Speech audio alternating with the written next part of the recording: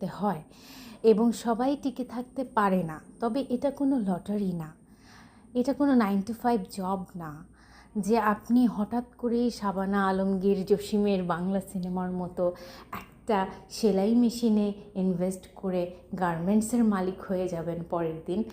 এমনটা কিন্তু হবে না। আমি বলছি না যে ব্যতিক্রম নেই, অবশ্যই ব্যতিক্রম আছে, তবে মাথায় রাখতে হবে আমি উদ্যোক্তা জীবনটা চাই কি না। আমি কি একটা এন্টারপ্রেনারশিপ লাইফস্টাইল মেনটেন করতে পারবো?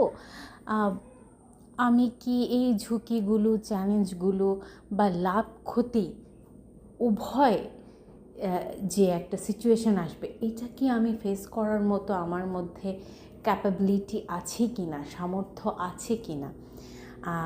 আমি লাভ হলে যেভাবে চেয়ার করতে পারবো, ক্ষতি হলে সেভাবে মোকাবেলা করতে পারবো কি না, এই সব বিষয় দেখে কিন্তু ব্যবসায় আসতে হবে।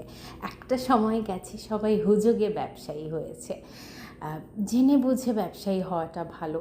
তবে নতুন কিছু চেষ্টা না করলে তো বুঝবো না যে আমি আসলেই কাজটা পারবো কি না।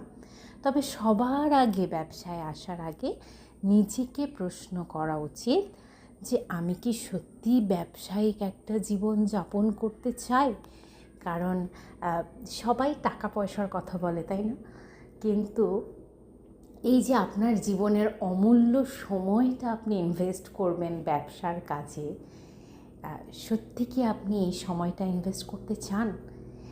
এই প্রশ্নগুলো প্রথমেই নিজেকে করে নিলে আমার মনে হয় ব্যবসাকে কেউ লটারি বা গ্যাম্বলিং মনে করবে না, যে আজকে আমি ব্যবসা করব, কালকে আমি সবাইকে দেখিয়ে দিব আমি সাকসেসফুল হব।